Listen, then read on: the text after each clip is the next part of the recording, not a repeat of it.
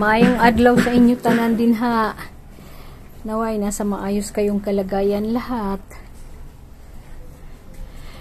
Ipapakita ako sa inyo yung tindahan ko dito sa Nakano Broadway sa ground floor sa Tokyo, Japan.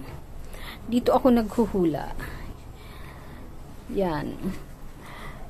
Ito yung pangalan ko, Donna Tarot.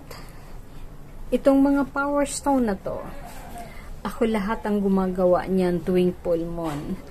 May mga santo din ako mga binibenta. Yung mga power stone na yan, only full moon ko lang yan ginagawa. Kung sino yung bibili, inoorasyonan ko. Hindi ako nagmamayabang, guys. Karamihan ng mga bumibili sa akin yung mga power stone na yan, talagang siniswerte, parang magic ang buhay nila na umaasinso ng husto. Ako yan mismo gumagawa ito yung full moon. Inoorasyonan ko yan at sinusuot ko sa kamay nila. At dito naman ako naghihilot yung bed na yan. Paminsan-minsan lang ako naghilot. Yung mga hindi na itataas na kamay, isang hilutan ko lang yan. Sawa ng Diyos, na itataas na kaagad nila yung kamay. At ito naman yung mga paninda ko na mga pampaswerte. Mga diwata na may horse, yung lahat yan. Power of nature lang yan ng mga pampaswerte. Siyempre, walang tatalo sa Panginoon.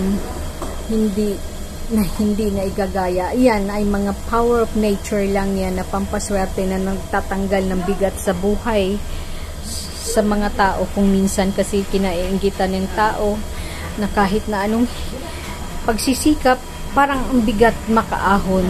Kasi minsan may naiinggit na mga maiinggiting kaluluwa, lalo na yung mga tao rin na mga mainggitin, parang hinahangad nila na bumagsak ka.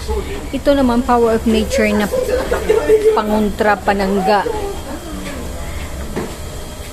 Yung mga yan, mga pangsabit sa pinto.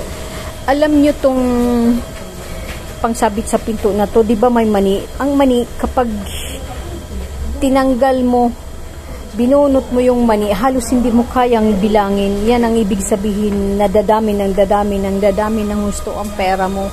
Lalo kang magsiswertehin ng husto sa pera. Yan naman, yung mga power stone na yan, hindi ako gumawa niyan, binili ko lang yan. Pero tinitinda ko rin sila dito. Naway, lagi kayong nasa maayos na kalagayan, guys. See you ulit. Thank you. Bye-bye.